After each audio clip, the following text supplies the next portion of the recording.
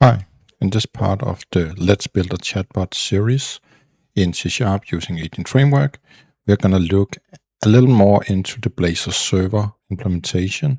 We saw the baseline, but we want to go a little more deep into how we actually deal with tool calls, because when we run, we actually want to see our tool calls inline here, or if not, if we don't want it to be shown to the user, perhaps we want to store it somewhere or keep it around. And in my case, we have a little GUI here that shows the tool call input and the output. But let's talk a little more how that actually happens behind the scenes. So in the code, let me jump to the code here. When we do our send message and we do our agent, we of course add the tools like normal. And we know, of course, whenever we use a tool, it's being used, and then the AI agent will give us an answer back, but we actually want the details on what happened. We can go in and use middleware, as we have done in the past, for the tool calling middleware, but that's more to just log stuff and thing. But inside a conversation, whenever we do a non-streaming response here, so let me set a breakpoint here so we can see and restart the code. We actually in the response have those tool calls available as well. And that is what we are going to use in order to actually show them. So whenever it runs and we ask what is the weather like in Delhi,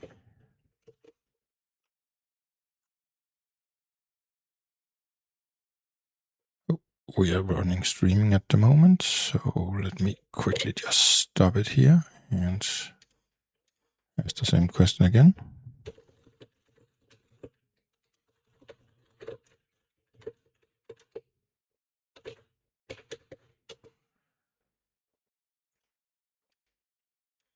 So in a non-streaming fashion, we will get our response back here in 1 second.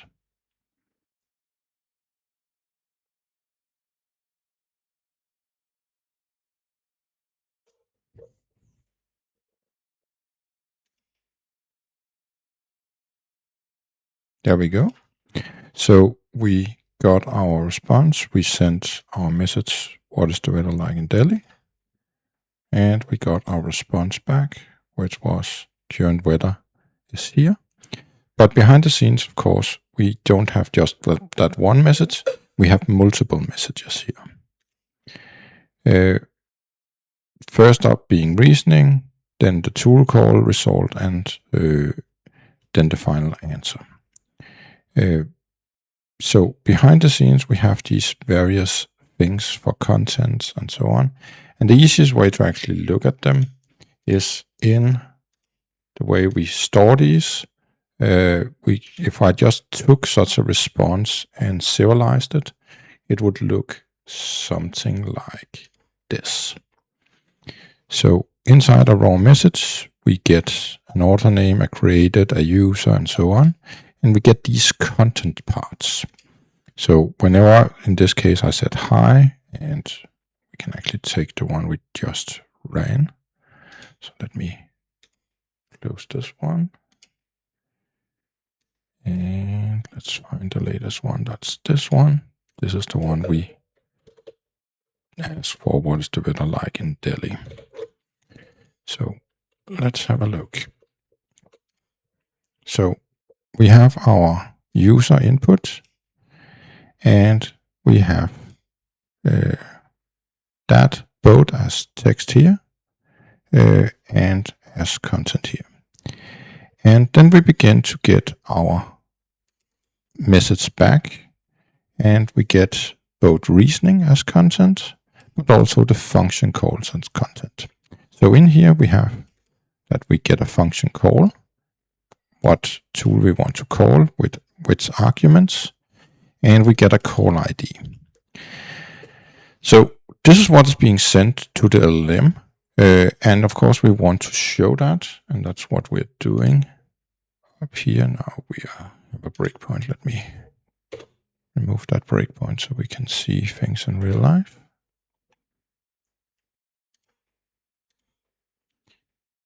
Here we go. So this is what we have here.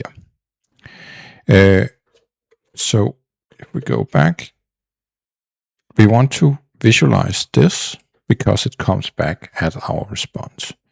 But we also want to have both the function call, as we saw, but also the response back, which is our function result type coming back in another message. And these results back always come back as the role tool. So we need to build these up together. And the important part here in the result is that it also have a call ID, so we can match up the request with the result. So in the code, whenever we do this and it's non-streaming, we just use that response with all the tools in order to visualize. So up here, the user message is just plain input text, so that's nothing there. But whenever we get to the assistant parts, we want to have to show the tool call, and that's what we're doing in this little component here. And in order to do that, we get the messages and the content of those messages, because that's what we just saw in here, that it's the content parts here that we need to do, to put in. But we also need the entire conversation, because in another message, we got the result back.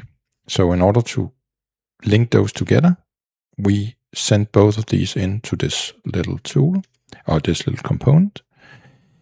And what we can do is, of course, just find all the content, which is multiple, both text and reasoning and stuff. We want all the ones that are called function call content. So these are the requests we are getting sent. And we just want to show that tool call. Again, if we take the GUI, that is this part up here. So we are showing that. And in my case, I've made this extension method in order to do that, because inside the content, we have a name, which is the tool name we called.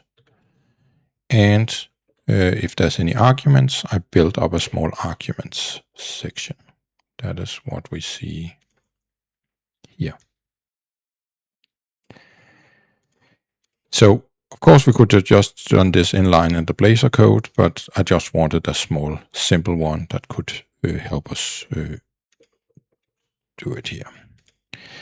And then, in order to show the result of that tool call, which happened in a different message, meaning the message that was for the tool, we don't really want to show the tool in the tool thing here, because it's not part of the user and the message or the assistant. So what we're just going to do is we're taking our function call ID here and asking find the one we actually want here. And we do that down here. We take our content ID. In here, I'm checking if we have a conversation or not. That's because of some streaming. We don't need to care about that too much right now. But in our case, we have a conversation. So we just take all the conversation contents across all the messages, because we want to find the result, meaning function result here, that match that tool call. Because of course, whenever we do a tool call, we have a key value pair, request, and a response.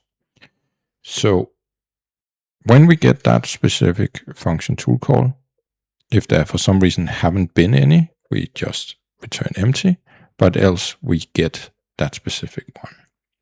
And that is what we see here. And in our case, it's just because it's XML. Other tools could give back JSON or just plain text.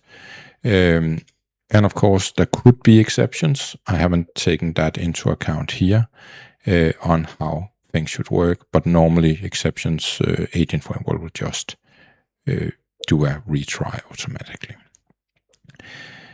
So that's the visuals of it, and we're just using what we got from the non-streaming call. In the streaming call, we will see how we actually get this content on the fly from the various updates. But that's everything there is to the tool calling part. See you in the next one.